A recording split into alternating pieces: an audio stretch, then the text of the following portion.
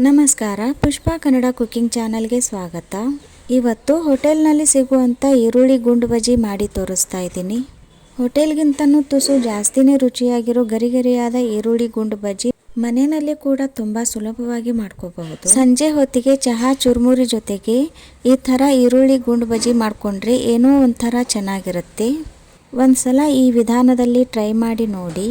ಹಾಗೆಯೇ ಈ recipe video ನಿಮಗೆ ಇಷ್ಟ ಅನಿಸಿದರೆ ಒಂದು ಲೈಕ್ ಮಾಡಿ, ನಿಮ್ಮ ಫ್ರೆಂಡ್ಸ್ ಮತ್ತು ರಿಲೇಟಿವ್ಸ್ಗಳಿಗೆ ಶೇರ್ ಮಾಡಿ ಮತ್ತು ತಪ್ಪದೇ ಸಬ್ಸ್ಕ್ರೈಬ್ ಮಾಡಿಕೊಳ್ಳಿ. ಬನ್ನಿ ಈರುಳ್ಳಿ ಗುಂಡು ಬಜ್ಜಿ ಮಾಡೋಕ್ಕೆ ಶುರು ಮಾಡೋಣ. ನಾನಿಲ್ಲಿ ಸುಮಾರು 250 ಗ್ರಾಮ್ ಆಗುವಷ್ಟು ಕಡಲೆಬೇಳೆ ಹಿಟ್ಟು ಜರಡಿ ಮಾಡಿ ತೊಗೊಂಡಿದ್ದೀನಿ. ಈಗ ಇದಕ್ಕೆ ಮೀಡಿಯಮ್ ಸೈಜ್ನ 5 ಈರುಳ್ಳಿ ಹಾಕ್ಕೊಳ್ತಾ ಇದ್ದೀನಿ. ಈರುಳ್ಳಿ ಕೂಡ ಹೆಚ್ಚು ಕಡಿಮೆ 200ರಿಂದ 250 ಗ್ರಾಮ್ನಷ್ಟು ಆಗಬಹುದು. ಈರುಳ್ಳಿಯನ್ನು ನೀವು ಉದ್ದುದ್ದ ಸ್ಲೈಸ್ ಆಗಿ ಕೂಡ ಕಟ್ ಮಾಡ್ಕೋಬಹುದು.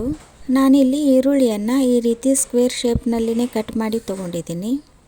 ತೀರಾ ಸಣ್ಣಗೆ ಕಟ್ ಮಾಡ್ಕೊಳ್ಳೋ ಬದಲು ಈ ರೀತಿ ಮೀಡಿಯಮ್ ಸೈಜ್ನಲ್ಲಿ ಕಟ್ ಮಾಡ್ಕೊಳ್ಳಿ. ಈಗ ಸಣ್ಣದಾಗಿ ಕಟ್ ಮಾಡಿರೋ ತುಂಬಾ ಖಾರವಾಗಿರುವಂಥ 6 ಹಸಿಮೆಣಸಿನಕಾಯಿ ಸೇರಿಸ್ತಾ ಇದ್ದೀನಿ. ನಂತರ ಸಣ್ಣದಾಗಿ ಕಟ್ ಮಾಡಿರುವಂಥ ಸ್ವಲ್ಪ ಕರಿಬೇವು, ಹಾಗೆಯೇ ಸಣ್ಣದಾಗಿ ಕಟ್ ಮಾಡಿರುವಂಥ ಕೊತ್ತಂಬರಿ, ಜೊತೆಗೆ ಸಣ್ಣದಾಗಿ ಕಟ್ ಮಾಡಿರುವಂಥ ಸ್ವಲ್ಪ ಪುದೀನ ಸೇರಿಸ್ತಾ ಇದ್ದೀನಿ. ಸ್ವಲ್ಪ ಪುದೀನ ಸೇರಿಸೋದ್ರಿಂದ ಈರುಳ್ಳಿ ಗುಂಡು ಬಜ್ಜಿ ಟೇಸ್ಟ್ ತುಂಬಾ ಚೆನ್ನಾಗಿರುತ್ತೆ. ಈಗ ತರಿಯಾಗಿ ಜಜ್ಜಿದ ಜೀರಿಗೆ ಪುಡಿ ಸೇರಿಸ್ತಾ ಇದ್ದೀನಿ. ನಂತರ ಸ್ವಲ್ಪ ಓಂ ಕಾಳು ಕೈಯಿಂದ ತಿಕ್ಕಿ ಸೇರಿಸ್ತಾ ಇದ್ದೀನಿ. ಈಗ ರುಚಿಗೆ ತಕ್ಕಷ್ಟು ಉಪ್ಪು, ಸ್ವಲ್ಪ ಅರಿಶಿನ ಪುಡಿ, ಕೊನೆಯದಾಗಿ ಸ್ವಲ್ಪ ಅಡುಗೆ ಸೋಡಾ ಸೇರಿಸ್ತಾ ಇದ್ದೀನಿ. ಎಲ್ಲ ಪದಾರ್ಥಗಳನ್ನು ಸೇರಿಸಿದ ನಂತರ ಒಮ್ಮೆ ಚೆನ್ನಾಗಿ ಮಿಕ್ಸ್ ಮಾಡ್ಕೊಳ್ಳಿ.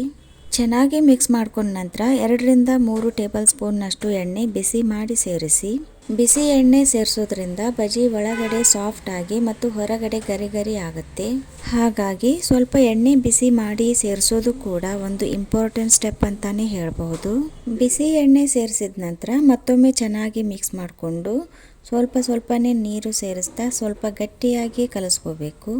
ಈರುಳ್ಳಿಯಲ್ಲಿಯೂ ನೀರಿನಂಶ ಜಾಸ್ತಿ ಇರೋದ್ರಿಂದ ಮೊದಲಿಗೆ ಹಿಟ್ಟು ಕಲಿಸೋವಾಗ ಸ್ವಲ್ಪ ನೀರು ಸೇರಿಸ್ತಾ ಗಟ್ಟಿಯಾಗಿ ಕಲಿಸ್ಕೊಂಡ್ರೂ ಕೂಡ 10ರಿಂದ 15 ನಿಮಿಷ ಆದ ನಂತರ ಕಲಸಿರೋ ಬಜ್ಜಿ ಹಿಟ್ಟು ಸ್ವಲ್ಪ ಸಾಫ್ಟಾಗಿ ಪರ್ಫೆಕ್ಟ್ ಹದಕ್ಕೆ ಇರುತ್ತೆ.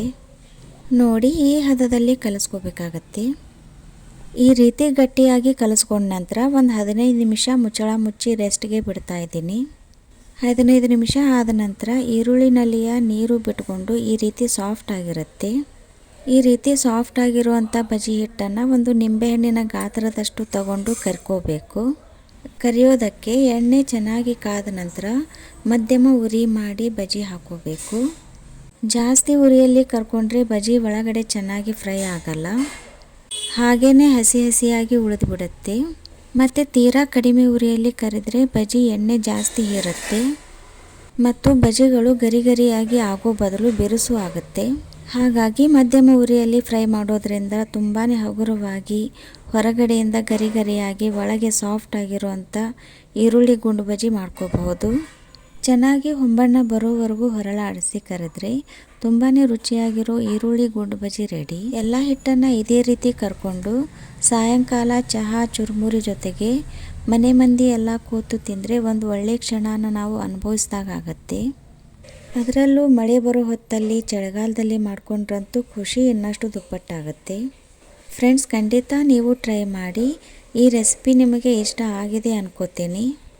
ಹಾಗೆಯೇ ಈ ರೆಸಿಪಿ ನಿಮಗೆ ಇಷ್ಟ ಅನಿಸಿದರೆ ಒಂದು ಲೈಕ್ ಮಾಡಿ, ನಿಮ್ಮ ಫ್ರೆಂಡ್ಸ್ ಮತ್ತು ರಿಲೇಟಿವ್ಸ್ಗಳಿಗೆ ಶೇರ್ ಮಾಡಿ, ನಿಮ್ಮ ಅನಿಸಿಕೆ ಅಭಿಪ್ರಾಯಗಳನ್ನು ಕಮೆಂಟ್ ಮಾಡಿ ತಿಳಿಸಿ ಮತ್ತು ತಪ್ಪದೇ ಸಬ್ಸ್ಕ್ರೈಬ್ ಮಾಡ್ಕೊಳ್ಳಿ. Keep watching and thank you.